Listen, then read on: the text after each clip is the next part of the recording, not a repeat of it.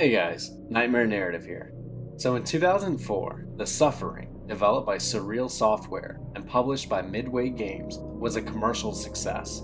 It sold over 1.5 million units worldwide across the PlayStation 2, Xbox, and PC.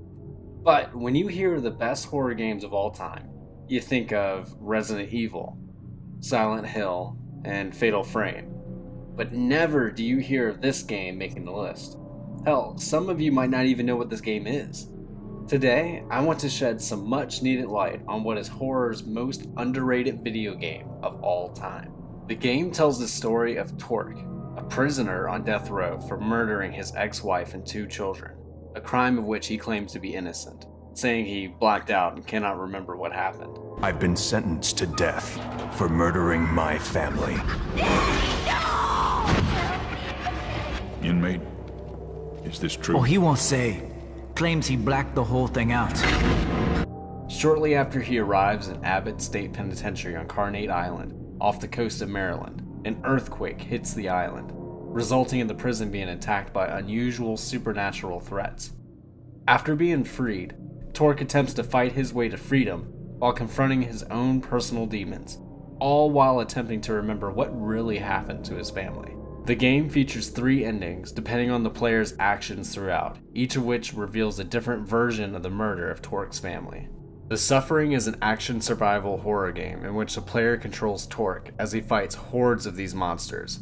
Now, these monsters are frighteningly cool.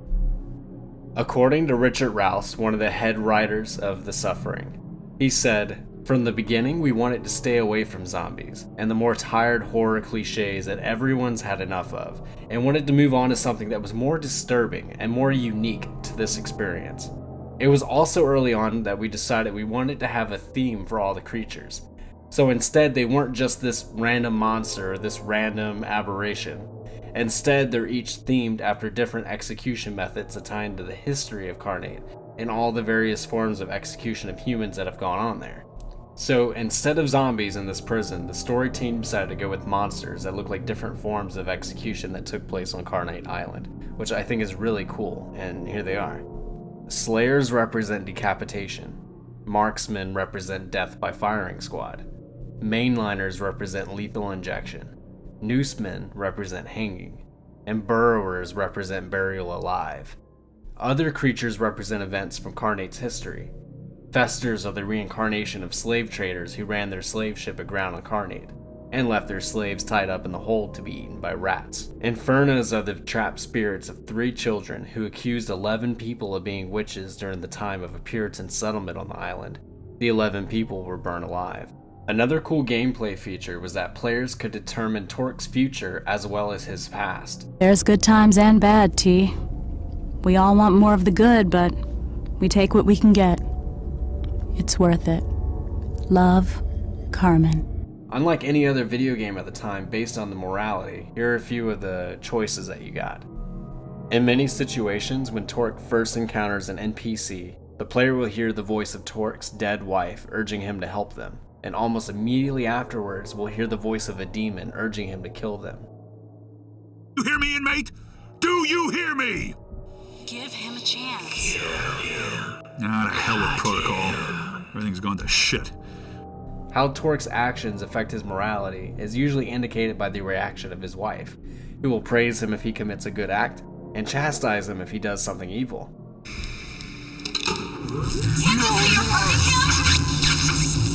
Over the course of the game, the decisions made concerning Torque's morality accumulate, and the player will get one of 3 endings based on Torque's final morality level. Somebody's missing from this picture, T. I don't want us to ever be apart again. Love always, Carmen. Something else about this game I found really cool is that the music has its own personality being made from objects that you can find in the game. The composer, Eric Ahu, said, "I gathered up objects made from various elements, stone, steel, things that had long tones. In any given level, the music would be composed using only objects found in that environment. For example, in the prison level, rhythms and textures using struck metal bars, slamming a dumpster against a wall, and violent metal scrapes. In the asylum level, the whispers and cries of the insane were combined with the faint, sinister droning of the Victrola coming from Dr. Killjoy's office. In the cave, the musical textures were made entirely from the scraping, breaking, and striking of rocks. The battle with Hermes, who appears as green gas in the shape of a man, is scored using violent rhythms created from compressed air. For Horace, an inmate who died horribly in the electric chair and travels over power lines, the battle music is laced with rhythms created out of arcing electricity. So, this game was really cool. However, today the graphics don't quite hold up. So, here is my proposal. I want this game to get the remake treatment it deserves. With its horror contemporaries like Resident Evil receiving the graphics and gameplay update I want to see, The Suffering get the same love. The original Resident Evil 2 sold 3 million copies in the first few months in 1998, compared to The Suffering's 1.5 million in 2004. Then, in 2019, the Resident Evil 2 remake sold over 5 million copies by the end of the year. So I'm thinking that with the growing demand for good horror games, mixed with the nostalgia that some people have for The Suffering, it could easily double its original sales by selling at least 3 million copies in its first year. That's quite a bit of money. So, The Suffering was a financial success in 2004 that receives hardly any recognition today that it deserves. That is why it is horror's most underrated video game that I encourage you to check out if you haven't already. And unfortunately, Surreal Software, the people that made the original game, no longer exist. However, they were acquired by Warner Bros. Games in 2009. So that means Warner Bros. Games, please get on this remake now. I will pre-order the $59.99 right now.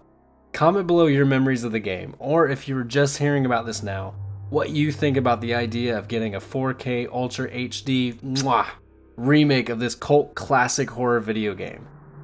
Thank you guys for watching, and sleep well.